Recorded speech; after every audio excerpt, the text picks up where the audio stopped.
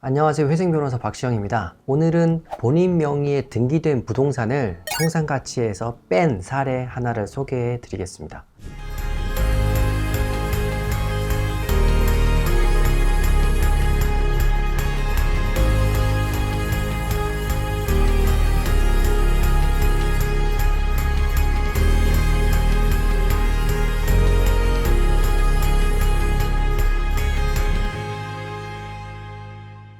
이 의뢰인분은 60대에 부산에 사시던 분인데 연세가 있으니까 이제 개인 파산을 처음에 검토를 했어요. 그런데 본인 명의 등기된 토지가 있었어요. 그런데 그 토지가 종중의 땅이었던 거예요. 실질적으로는. 그래서 이분 연세가 있으셔가지고 개인 파산을 하면 좋겠지만 파산을 하면 등기된 토지가 청산의 대상이 되니까 그렇게 하지 못하고 이분이 마침 또 국민연금이랑 이런저런 소득이 조금 있으셔가지고 연세가 있으신데도 불구하고 회생으로 진행했던 사례입니다. 이 땅을 지키기 위해서 회생이란 방법은 선택을 했지만 사실 많이 좀 답답한 상황이잖아요. 왜냐면은 본인이 가진 본인의 땅이 아니기 때문에. 그래서 이제 땅의 가치를 최대한 적게 잡아서 진행할 수 있도록, 왜냐하면은 그래야 변제금이 조금씩 주니까 그 방법을 이제 강구를 했는데, 처음에는 이제 등기된 땅이니까 당연히 가치를 전부 청산가치에 포함해서 재산 목록에도 포함하고 그 토지의 공시지가를 청산가치에 포함해서 진행을 했어요. 그렇게 평가된 이 땅의 가치가 5,400만 원 정도였습니다. 이분이 월 소득이 200만 원 초반대인데 5,400만 원을 청산가치에 포함해서 진행을 해야 되니까 변제 기간을 60개월 꽉 채울 수밖에 없었죠. 그럼에도 불구하고 청산가치를 간신히 넘는 변제금 산출을 해서 변제 예정액의 현재 가치는 6천만 원. 변제 예정액의 현재 가치라고 하는 거는 이분의 총 변제 예정액이 6,700만 원입니다. 반면 청산가치는 5,700만 원 정도죠. 이렇게 청산가치와 변제 예정액이 1,000만 원이나 갭이 있는데요, 이렇게까지 변제금을 많이 잡아야 되냐라고 하실 수 있겠지만 이 변제 예정액의 현재 가치를 또 따져야 됩니다. 왜냐하면은 변제금이라는 거는 36개월에서 60개월 사이로 이제 나눠서 갚기 때문에 그만큼 채권자 입장에서는 손실이 생기고, 그래서 라이프니츠 공식을 역산해서 그만큼 지연해서 갚는 이자를 반영하게 돼 있습니다. 그게 이제 현재 가치라는 개념으로 나오는데, 이 현재 가치가 6천만 원으로 해서 청산 가치를 살짝 상회하는 변제 계획안을 처음에 제출하게 됩니다. 이렇게 처음 제출한 변제 계획안상의 그 변제율은 이제 원금의 36% 정도였습니다. 그런데 이제 진행하다 보니까 이 사건을 담당한 직원이 경력 8년차 정도 되는 경력이 좀 있던 직원이었는데, 보고받기로는 등기된 부동산이다 라고 하니까 이거를 피해갈 수가 없잖아요. 왜냐면 부동산 실권리자 등기 명의에 관한 법률이 시행된 지 이제 수십 년이 지났고, 이제는 등기된 부동산이 내부적으로 자기 소유가 아니다, 타인 소유다 혹은 명의신탁이다 라는 주장이 먹히지 않기 때문에 청산가치에 넣는 것을 피할 수 없다고 이제 생각을 하고 진행을 했었어요. 그런데 서류를 보다 보니까 이상한 점이 발견됩니다. 이 등기는 바로 일반적인 공유지분 등기가 아닌 합유 등기였어요. 합유 등기라는 게 이제 생소하실 텐데, 합유는 어떤 목적을 달성하기 위해 만들어진 인적 단체에 대해서 등기 능력을 예외적으로 인정하는 그런 이제 법적 개념이거든요. 쉽게 말하면 조합에 대해서 재산을 공시하는 방법이 이제 합유 등기입니다. 그런데 보통은 아까 제가 이 재산이 원래는 종중 재산이라고 말씀드렸잖아요. 그런데 종중은 등기 능력이 있어요. 등기 능력이 있다는 말은 종중 명의로 소유권 이전 등기를 할 수 있어요. 그런데 이 사안에서 이 종중은 왜 종중 명의의 등기를 하지 않았느냐? 이 토지가 농지였기 때문이에요. 농지는 경자 유전의 원칙, 그러니까 농사를 짓는 사람이 그 땅을 소유해야 한다는 헌법상의 원칙 때문에 농사를 짓는 사람이 아니면 그 땅을 자기 명의로 할 수가 없습니다. 그런데 종중은 농사를 지을 수가 없잖아요. 그래서 일반적인 부동산은 종중 명의로 등기를 할 수 있지만 농지에 한해서만큼은 그 땅을 종중 명의로 할 수 없고, 그래서 보통은 공유지분 등기를 합니다. 조합원들 명의로 해서 지분을 나눠가지고 공유지분 등기를 하는데, 이 땅은 등기가 합유로 되어 있었던 거예요. 이유를 나중에 알아보니까 그 종중에서 몇 번의 사고가 있었던 거죠. 종중원 일부가 종중 땅을 어떻게 보면 횡령을 한 거죠. 그런 일을 막기 위해서 새로 등기하는 땅들은 다 합유 등기를 해서, 합유 등기를 하면 조합원이 임의로 자기 지분을 다른 데 처분을 못 하거든요. 공유 지분은 지분권자가 자기 지분을 다른 데 처분하는 게 가능하지만 합유 등기는 그게 안 됩니다. 어떻게 보면 일종의 편법인데, 그런 요령을 부려서 종중 땅을 등기를 해놓은 거예요. 그래서 제가 생각을 하기로는 합유 등기가 되었으니까 이런 점을 근거로 삼아서 종중 땅이라는 것을 좀 강력하게 주장을 해보면 어떨까라고 이제 생각을 했고, 이런저런 이제 판례와 이제 법령을 리서치하게 됩니다. 그래서 이 사건이 그 전에 이미 한참 진행되어서 개시를 목전에 두고 있었는데 다시 변제 계획안을 새로 제출합니다. 그렇게 새로 내는 변제 계획안의 요지는 5,700만 원에 달했던 그 토지를 재산 목록에서 다 빼고 이 사람의 순수한 가용 소득으로만 변제를 하겠다는 게 요지였습니다. 제가 낸 그 의견서를 한번 보면서 말씀을 드릴게요. 대리인 의견서입니다. 두 가지 측면을 강조를 했는데, 첫 번째 사실적인 측면. 이 문제되는 부동산이 이 채무자가 속한 종중의 땅이라는 점을 종중의 회의록이나 회칙, 고유번호증 같은 부분을 가지고 이제 사실적인 부분을 설명을 했습니다. 이렇게 사실적인 측면만 가지고 소명하면 의견서라고 하긴 힘들겠죠. 그래서 사실적인 측면에 더해서 법리적인 측면을 이제 덧붙였습니다. 첫 번째 포인트는 이 등기가 일반적인 공유지분 등기가 아니라 합유등기라는 점, 그리고 이런 합유지분에 대해서는 채권자가 강제 집행할 수 없고 지분 자체로 재산적 가치가 없고 압류할 수 없기 때문에 파산재단에 속하지 않는다. 쉽게 말하면 개인회생에서 채권자가 집행할 수 있는 청산가치에 포함되지 않는다는 점을 판례와 법령을 들어서 서술을 했습니다. 이렇게 의견서를 냈는데 당연히 쉽게 풀리진 않았죠. 이렇게 의견서를 내고 회생위원하고 소통을 해서 회생위원은 어느 정도 설득을 했어요.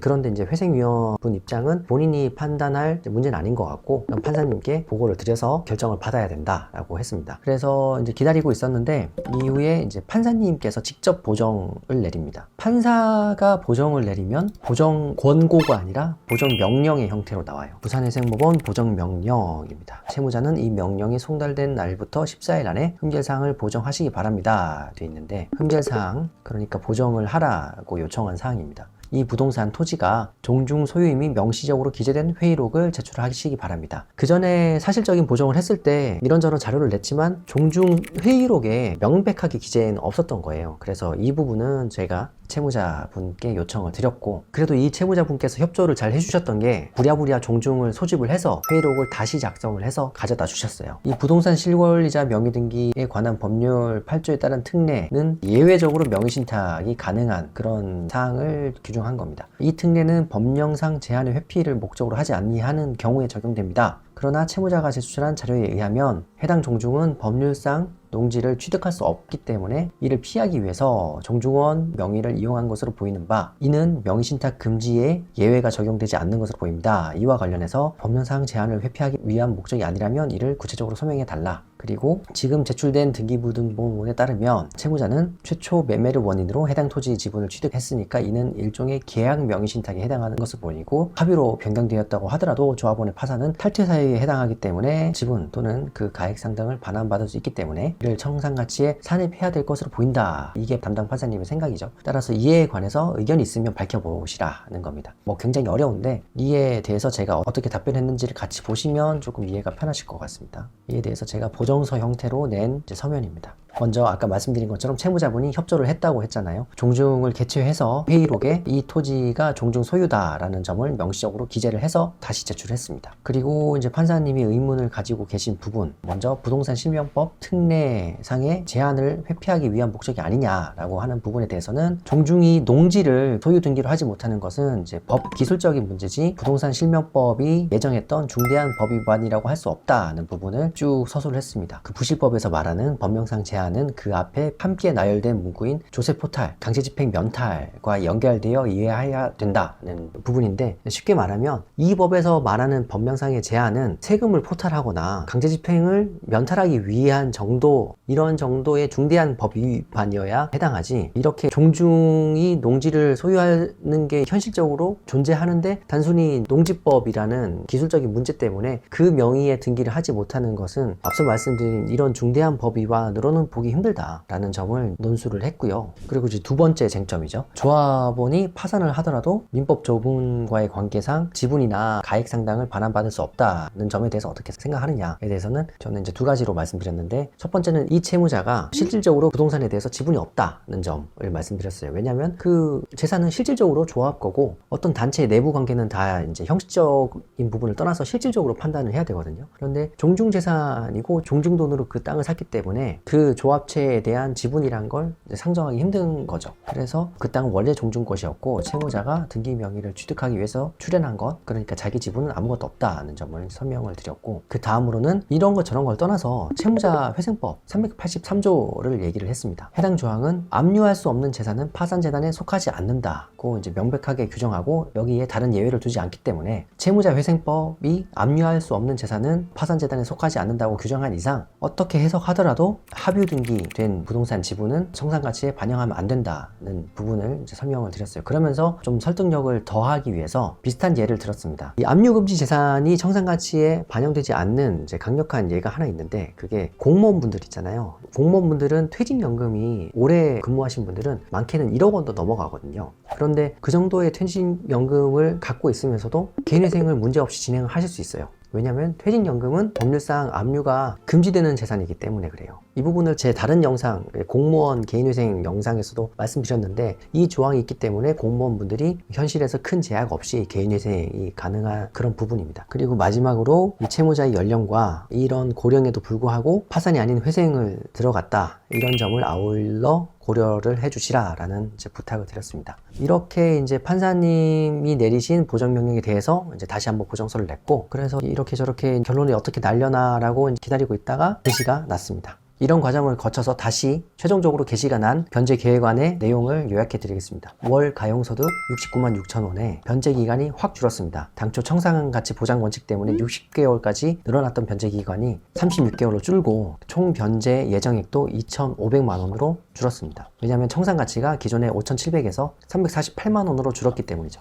이렇게 됨으로써 변제율이 원금의 13%로 줄게 되었습니다. 물론 채무자분도 고생을 했고 저희도 고생을 했지만 이런 지난한 과정을 거쳐서 결국은 변제금을 당초 변제 계획안보다 4,200만 원 가량 줄일 수 있었습니다. 이상으로 본인 명의의 부동산 등기가 되어 있었지만 청산가치에서 뺀 사례를 말씀드렸습니다. 이 사례가 잘 될 수 있었던 거는 저희의 노력도 물론 있었겠지만 채무자분께서 저희가 안내드리고 협조를 요청한 사안을 잘 협조해 주셨기 때문입니다. 이분 입장에서는 혼자 구비해서 될 서류가 아니고 별도로 이제 종중원들에게 연락을 하고 종중의 협조를 구해야 되는 아주 번거롭고 난처한 상황이었지만 그래도 저희를 믿고 이렇게 협조를 해주셨기 때문에 이런 좋은 결과를 받아들일 수 있지 않았을까 싶습니다. 이렇게 회생은 대리인과 의뢰인의 합이 맞아야 된다는 점 다시 한번 강조드리면서 영상 봐주셔서 감사합니다.